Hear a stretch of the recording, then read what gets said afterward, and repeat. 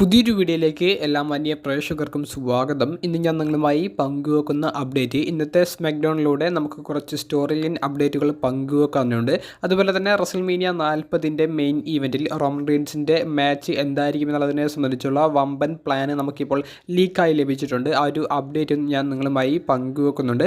അപ്പോൾ നമുക്ക് അധികം ദീർഘിപ്പിക്കാതെ നേരെ വീഡിയോയിലോട്ട് തുടങ്ങാം. ഒന്നാമതായി പങ്കുവെക്കാനുള്ളത് ഇന്നത്തെ സ്മാക്ഡൗൺ എപ്പിസോഡിൽ നിന്ന് നമുക്ക് ലഭിച്ച കുറച്ച് സ്റ്റോറി ലൈൻ അപ്ഡേറ്റുകളും അടുത്ത ആഴ്ചത്തെ സ്മാക്ഡൗണിലെ മത്സരങ്ങളെ സംബന്ധിച്ചുമാണ്.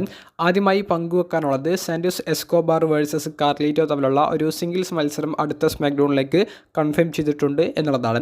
ഇന്നത്തെ സ്മാക്ഡൗൺ എപ്പിസോഡിൻ്റെ തുടക്കത്തിലെ മത്സരത്തിൽ ഒരു 6 മാൻ ടാഗ് ടീം മത്സരത്തിൽ ലെഗഡോ ഡെൽ ഫെൻറ്റാസ്മ എന്ന സാന്റോസിൻ്റെ ഫാക്ഷനും LWO എന്ന് പറയുന്ന ഫാക്ഷനും തമ്മിൽ ഏറ്റുമുട്ടുന്നതാണ് നമുക്ക് കാണാൻ സാധിച്ചത്. അതിഗംഭീരമായിട്ടുള്ള ഒരു 6 മാൻ ടാഗ് ടീം മത്സരമായിരുന്നു. മത്സരത്തിൽ സാന്റോസിൻ്റെ ടീം വിജയിക്കുന്നതാണ് നമുക്ക് കാണാൻ സാധിച്ചത്.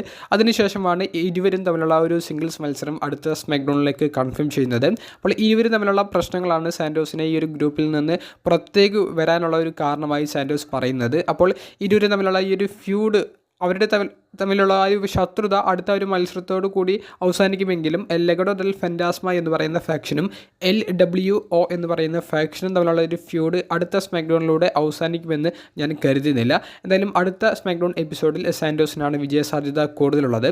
അതുപോലെ തന്നെ പീറ്റ് ഡൺ എന്ന് പറയുന്ന ബൂച്ചിൻ്റെ പഴയ ക്യാരക്ടറിൻ്റെ ഒരു തിരിച്ചുവരവ് നമുക്ക് സ്മാക്ഡൗണിൽ കാണാൻ സാധിച്ചു. ടൈലർ ബേറ്റിൻ്റെ ഒപ്പം ടാഗ് ടീമായി പ്രെറ്റി ഡെഡ്ലി എന്ന് പറയുന്ന ടീമിനെ ഒരിക്കൽ കൂടി അവർ പരാജയപ്പെടുത്തുന്നതാണ് നമുക്ക് കാണാൻ സാധിച്ചത്. പീറ്റ് ഡൺ എന്ന് പറയുന്ന ക്യാരക്ടറിൻ്റെ തിരിച്ചുവരവ് മികച്ചതായിരിക്കുമെന്ന് എനിക്ക് തോന്നുന്നു. NXTയിൽ അത്രയും പവർഫുൾ ആയിട്ടുള്ള ഒരു ക്യാരക്ടറായിട്ടാണ് പീറ്റ് ഡണ്ണിനെ പ്രസൻറ്റ് ചെയ്തിട്ടുണ്ടായിരുന്നത്. അതേ ഒരു രീതിയിൽ ട്രിപ്പിൾ എച്ച് സ്മാക്ഡൗണിലും പീറ്റ് ഡണ്ണിനെ കാണിക്കുമെന്ന് കരുതാം. അതുപോലെ തന്നെ മറ്റൊരു അപ്ഡേറ്റ് വുമൻസിൻ്റെ ടാഗ് ടീം സ്റ്റോറി ലൈനെ സംബന്ധിച്ചുള്ളതാണ്. സ്മാക്ഡൗൺ എപ്പിസോഡിലെ വുമൻസ് ടാഗ് ടീം ചാമ്പ്യൻഷിപ്പ് മത്സരത്തിൽ കെയ്ഡൻ കാർട്ടർ, കെൻഡന ചാൻസ് തുടങ്ങിയവരുടെ ടീം അൺഹോളി യൂണിയൻ എന്ന ടാഗ് ടീമിനെ പരാജയപ്പെടുത്തുന്നതായിട്ട് നമുക്ക് കാണാൻ സാധിച്ചു. മത്സരശേഷം ഡാമേജ് കൺട്രോൾ എന്ന ഫാക്ഷനിലെ കബൂക്കി വാരിയേഴ്സ് എന്ന കൈരി സെയിൻ്റെയും ആസ്കയുടെയും ടീം നിലവിലെ വുമൻസ് ടാഗ് ടീം ചാമ്പ്യന്മാരായ കെയ്ഡൻ, കാറ്റാന തുടങ്ങിയവരെ വെല്ലുവിളിക്കുന്നത് നമുക്ക് കാണാൻ സാധിച്ചു. മത്സരം അടുത്ത സ്മാക്ഡൗണിലേക്കും ഒഫീഷ്യലി കൺഫേം ചെയ്തിട്ടുണ്ട്. അപ്പോൾ ഈ മത്സരത്തിൻ്റെ ഒരു പ്രഡിക്ഷനായി എനിക്ക് പങ്കുവെക്കാനുള്ളത്, മിക്കവാറും ഡാമേജ് കൺട്രോളിലെ കബൂക്കി വാരിയേഴ്സ് പുതിയ വുമൻസ് ടാഗ് ടീം ചാമ്പ്യന്മാർ ആകുന്നതായിരിക്കും നമുക്ക് കാണാൻ സാധിക്കുക. അതുപോലെ തന്നെ ഓസ്റ്റിൻ തിയറി വേഴ്സസ് കർമേലോ ഹെയ്സ് തമ്മിൽ കഴിഞ്ഞ ആഴ്ച നടന്ന സ്മാക്ഡൗൺ എപ്പിസോഡിൻ്റെ മത്സരത്തിൻ്റെ ഒരു റീമാച്ച് അടുത്ത ആഴ്ചത്തെ സ്മാക്ഡൗണിലേക്കും കൺഫേം ചെയ്തിട്ടുണ്ട്. ഈ ഒരു മത്സരം ഇടയ്ക്ക് വെച്ച് റഫറി സ്റ്റോപ്പ് ചെയ്തതാണ്. ഓസ്റ്റിൻ തിയറിക്കും കർമേലക്കും ഇഞ്ചുറി പറ്റിയതാണ്. ഓസ്റ്റിൻ തിയറിക്കാണ് കുറച്ചും കൂടി സീരിയസ് ആയിട്ടുള്ള ഇഞ്ചുറി മത്സരത്തിനിടയിൽ പറ്റിയത്.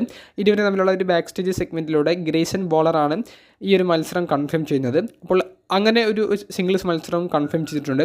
അതുപോലെ തന്നെ സ്മാക്ഡൗൺ എപ്പിസോഡിലേക്ക് അടുത്ത ആഴ്ചയായി കൺഫേം ചെയ്തിട്ടുള്ള ഒരു segment Bobby Lashley, street profit തുടങ്ങിയവരുടെ ഫാക്ഷൻ, ദി ഫൈനൽ ടെസ്റ്റ്മെൻറ്റ് എന്ന് പറയുന്ന കിരൺ ക്രോസ്, AOP തുടങ്ങിയ ടാഗ് ടീമുകളുടെ ഒരു ഫാക്ഷനുമായിട്ടുള്ള ഒരു face to face സെഗ്മെൻറ്റാണ്.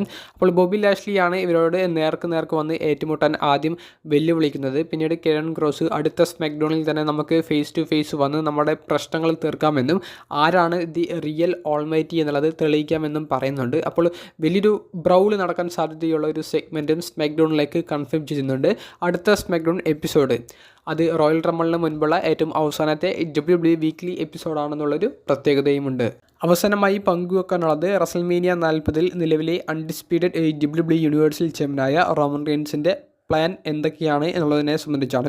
Wrestling observer news letter എന്ന വെബ്സൈറ്റ് റിപ്പോർട്ട് ചെയ്യുന്നത് അനുസരിച്ചാണെങ്കിൽ റസൽമേനിയ 40ൻ്റെ രണ്ടാമത്തെ ദിവസത്തിൻ്റെ മെയിൻ ഇവൻറ്റിലായിരിക്കും റോമൻ റീൻസിൻ്റെ മത്സരം നടക്കാൻ പോകുന്നത്. Roman Reigns versus Cody Rhodes തമ്മിലുള്ള ഒരു സിംഗിൾസ് മത്സരമോ അല്ലെങ്കിൽ Roman Reigns versus the rock തമ്മിലുള്ള ഒരു സിംഗിൾസ് മത്സരമോ ആയിരിക്കും ചാമ്പ്യൻഷിപ്പിന് വേണ്ടി നടക്കുക എന്നും, ഇത് രണ്ടും അല്ലെങ്കിൽ Roman Reigns, Cody Rhodes, the rock തുടങ്ങിയവരെ ഒരു ട്രിപ്പിൾ ത്രെറ്റ് മത്സരത്തിലൂടെയായിരിക്കും നേരിടുക എന്നുള്ളതും റസ്ലിംഗ് ഒബ്സർവർ ന്യൂസ് ലെറ്റർ എന്ന വെബ്സൈറ്റ് നിലവിൽ റിപ്പോർട്ട് ചെയ്യുന്നുണ്ട്. അവർ പങ്കുവെക്കുന്നത് അനുസരിച്ചാണെങ്കിൽ റോമൻ റീൻസിന് ശക്തരായിട്ടുള്ള എതിരാളികളാണ് റസൽമേനിയയിൽ ഉള്ളത്. റോമൻ റീൻസ് പരാജയപ്പെടാനുള്ള സാധ്യത കൂടുതലാണ് എന്നോണം റോമൻ റീൻസ് വിജയിക്കാനുള്ള സാധ്യതയും കൂടുതലാണ് എന്ന് നമുക്ക് പറയേണ്ടി വരും. ഒരു ട്രിപ്പിൾ ത്രെറ്റ് മത്സരം വരുമ്പോൾ റോമൻ റീൻസിന് ഒരു പടി മുകളിൽ നിൽക്കാൻ സാധിക്കുന്നുണ്ട് എന്നുള്ളതാണ് ഇതുവരെയുള്ള എല്ലാ മത്സരങ്ങളും നമുക്ക് മനസ്സിലാക്കി തരുന്നത്.